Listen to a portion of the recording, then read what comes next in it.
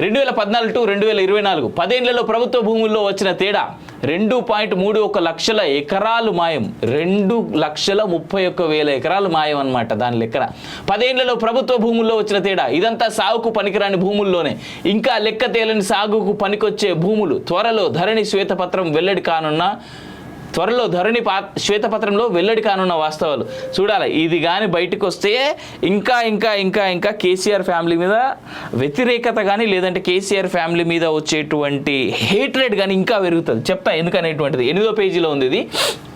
తెలంగాణ ఏర్పడిన తర్వాత 10ఏళ్లలో ప్రభుత్వ భూముల్లో లక్షల ఎకరాల్లో తేడా వచ్చింది. ముఖ్యంగా 4 ఏళ్లలో పెద్ద ఎత్తున ప్రభుత్వ భూములు పట్టాగా మారాయి. వీటిలో చాలా వరకు పొలిటికల్ లీడర్లు పెద్ద కంపెనీల వశమయ్యాయనే ఆరోపణలున్నాయి. ధరణి పోర్టల్ ద్వారా అప్పటి ప్రభుత్వ పెద్దల అండదండలతో సర్కారు స్థలాలకు NOCలు పాస్ పుస్తకాలు జారీ, భూ కేటాయింపులు జరిగాయనే విమర్శలు ఉన్నాయి. త్వరలో ధరణిపై కాంగ్రెస్ ప్రభుత్వం శ్వేతపత్రం విడుదల చేస్తామని ప్రకటించగా ఇందులో ఎవరు ఎక్కడ ఎంత భూమి కొల్లగొట్టారనేది ఆధారాలతో సహా వెల్లడించనున్నట్టు అధికార వర్గాల సమాచారం.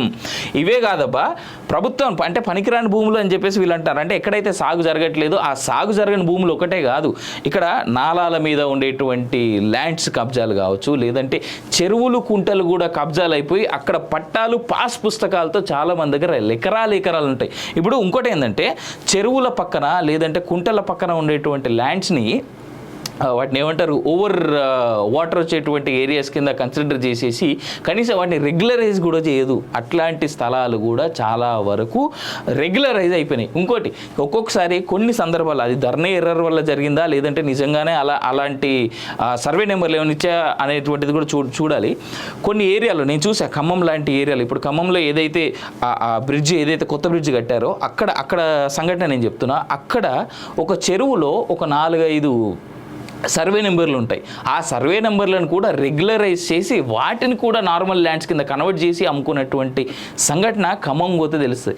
ఇయే కాదు ఇంకా చాలా చాలా భూ స్కామ్స్ ఉన్నాయి. ఈ 8-9-10 ఏళ్ళ పాలన ఏదైతే కేసీఆర్ అండ్ ఫ్యామిలీ చేసిందో వాటిలో